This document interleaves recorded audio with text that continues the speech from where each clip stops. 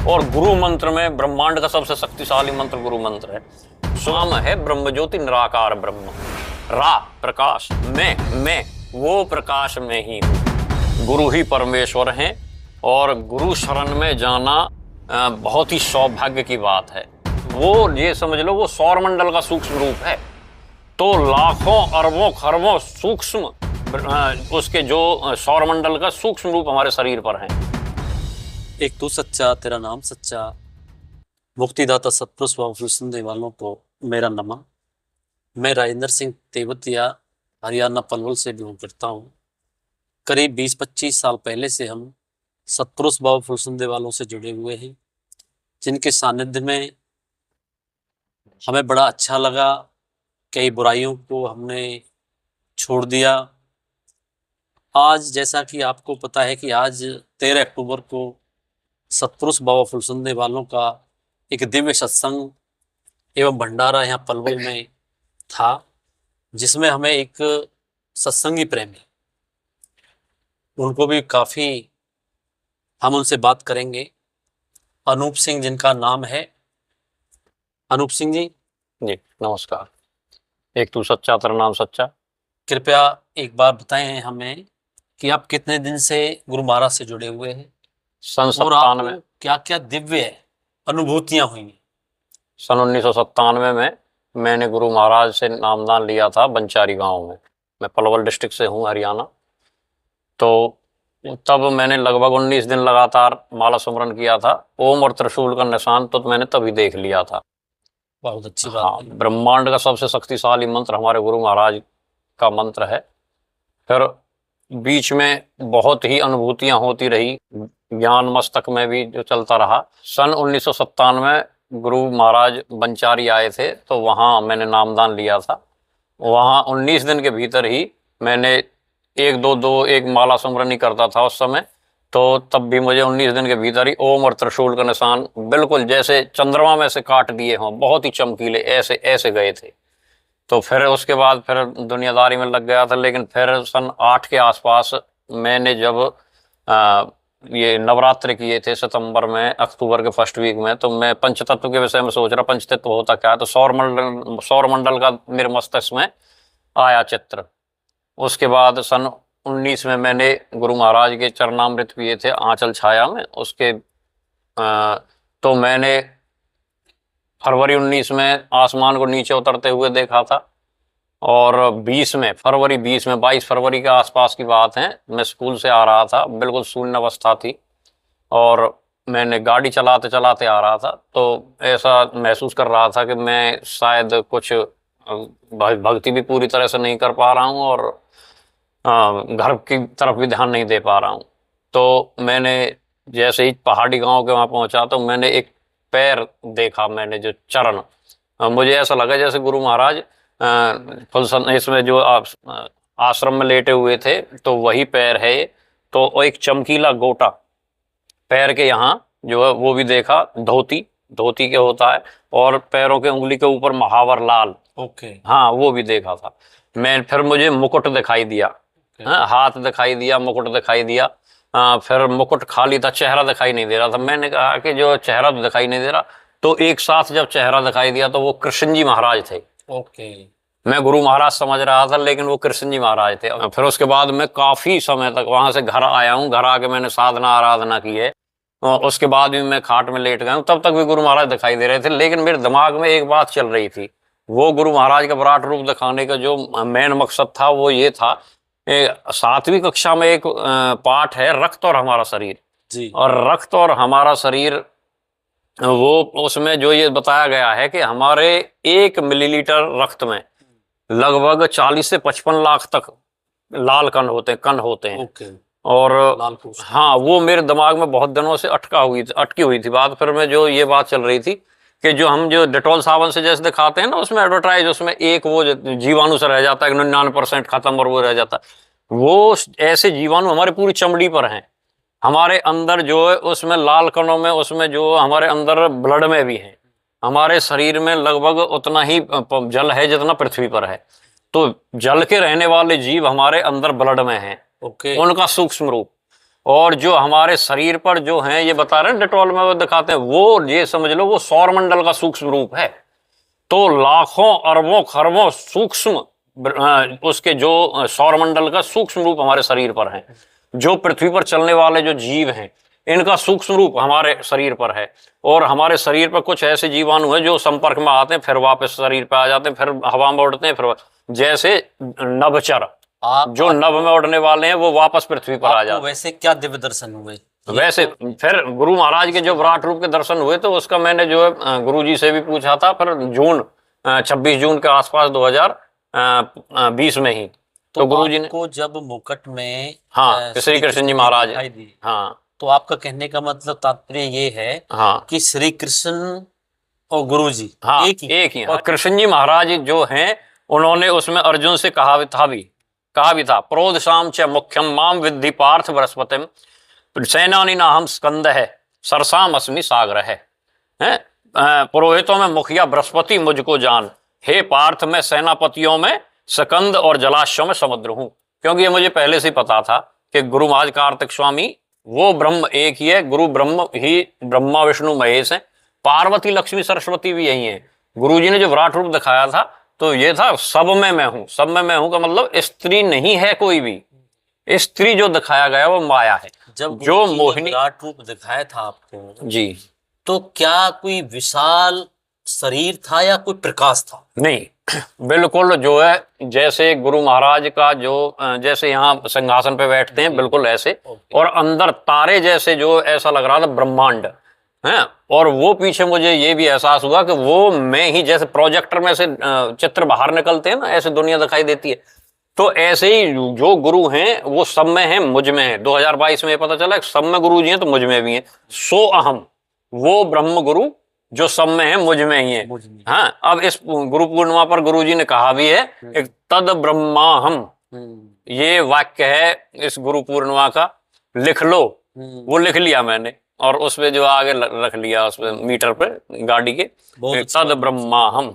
आप जब भी कोई सत्संग होता है जी, अक्सर मैंने कई बार आपको देखा सत्संग में, आप चन्नामृत का थोड़ा सा मुझसे विस्तार बताएं। चन्नामृत का क्या विस्तार? मैंने जितनी बार भी गुरु जी का चरणामृत पिया है आपको, हर बार आते हो सत्संग में जी, और उसके चन्नामृत के पीछे इतनी आपको लगन रहती है उसको लेने की जी, होड़ रहती है। हाँ, मतलब मैं उसको पूछना चाहता हूँ, उसको लेने के बाद आपको कोई ऐसा अनुभव होता है? हाँ जी बिल्कुल, गुरु चरणों में विशेष शक्ति है।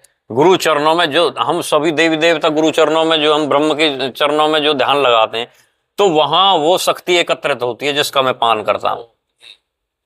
गुरु चरणामृत में बहुत शक्ति होती है। और गुरु मंत्र में ब्रह्मांड का सबसे शक्तिशाली मंत्र गुरु मंत्र है। सुबह 7 बजे की आराधना से लेकर रात के 9 बजे की आराधना तक हर आराधना करने का प्रयत्न रहता है। एक बड़ी आराधना 1:30 वाली में, 1 वाली में जो वहाँ विष्णु भगवान अध्यक्ष होते हैं, जिसमें वो मैं नहीं कर पाता, स्कूल में होता हूँ, मेवात का इलाका है, तो मैं वहाँ वो बड़ी आराधना नहीं कर पाता। हर आराधना करने का प्रयत्न रहता है। रास्ते में भी गाड़ी रोक के एक तरफ लगा के वहां भी जो करने की कोशिश रहे। कई बार आपने मुखारबिंद से सुना है जी, आप निरंतर मंत्र का जाप करते हैं? जी निरंतर जी, तो कोई दिन बाकी ना जाए, ऐसा ना जाए। हाँ, कम से कम 5 आराधनाएं तो कम से कम हो। गुरु महाराज ने कहा भी है कि जो आराधना नहीं कर पाते हैं कई लोग जी, वो अगर निरंतर मंत्र का जाप भी करते जी जी, वो भी बहुत बड़ी बात है। आत्मसिमरन कई बार क्लास लेते समय, बच्चों को पढ़ाते समय नहीं रहता, उसमें जो वहाँ किताब पे ध्यान रखना पड़ता है, बच्चों को बताना पड़ता है। आपको हुआ हो? जी, ये अनुभव तो बहुत होते रहते हैं। गुरुजी ने एक बार मुझे अपनी चरण ज्योति में लिया था। गुरुजी चरण में, और आप जैसे जो मैं मस्तक में जो सोच रहा था उसमें फुल संदेह में गुरुजी वहाँ उनके चरणों में बैठा। जी, इस पे थोड़ा प्रकाश डालिए। जी, मैं गुरुजी के चरणों में वहीं बैठा हुआ था, ऊपर चौबारे में कमरे में।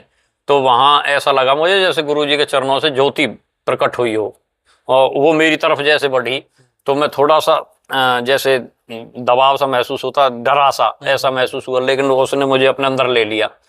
हाँ, तो उसके बाद मुझे ये मैं ऐसा लगा जैसे मैं बैलून के अंदर बैठा हूँ, गुब्बारे के अंदर।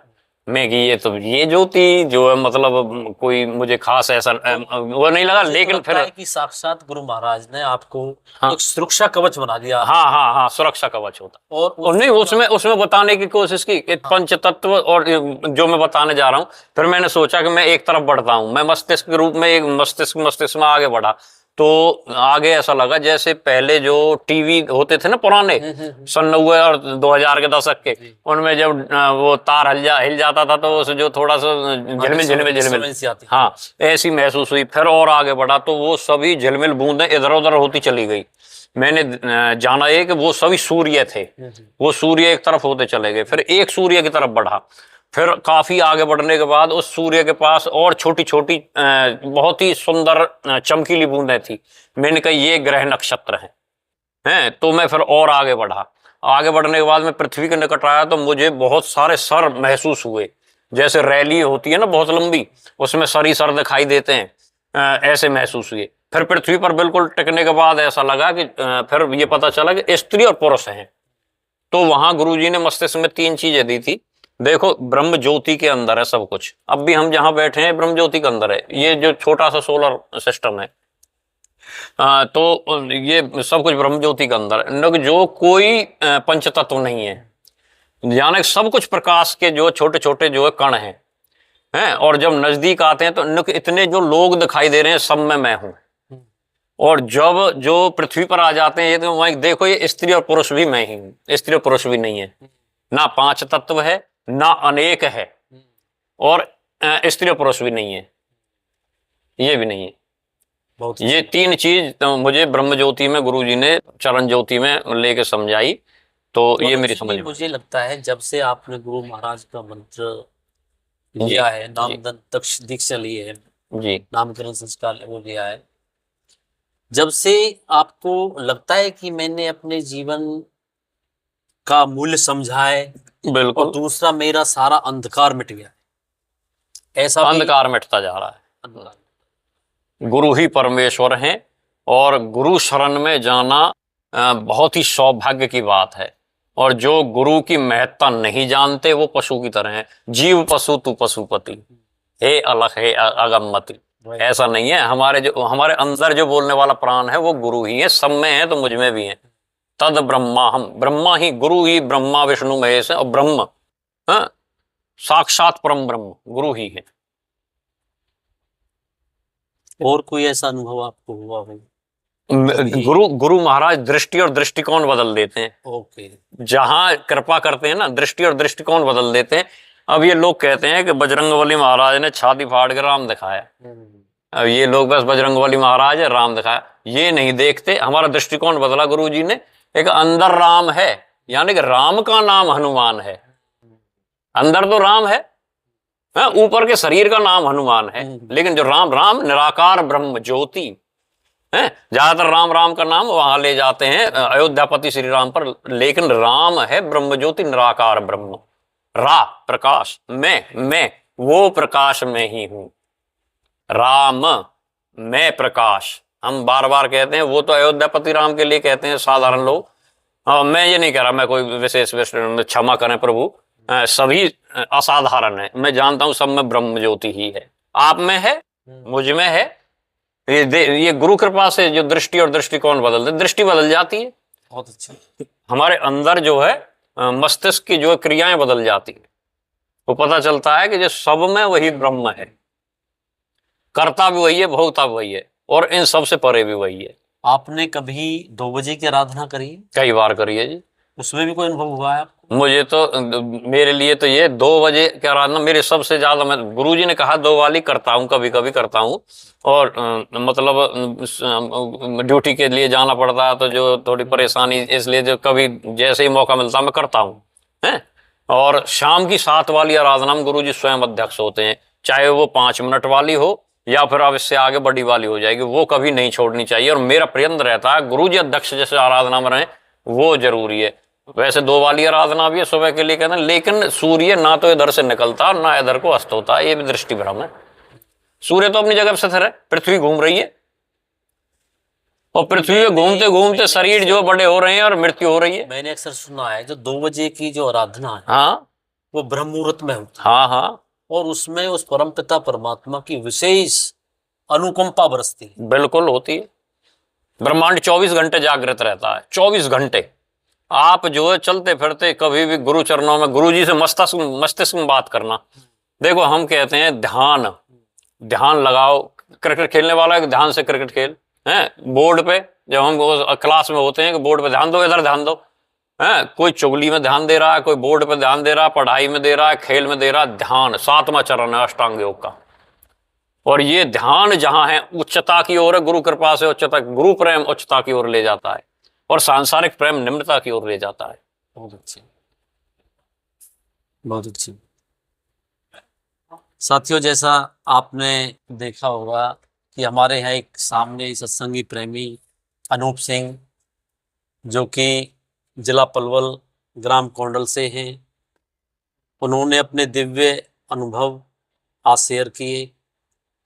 उनके मुखारबिंद से सुन के लगता है कि वाकई इन पे परमपिता परमात्मा के गुरु महाराज की विशेष, मैं कहता हूँ विशेष प्रेम और कृपा रही है, जो उनको ऐसे दिव्य दर्शन हुए हैं।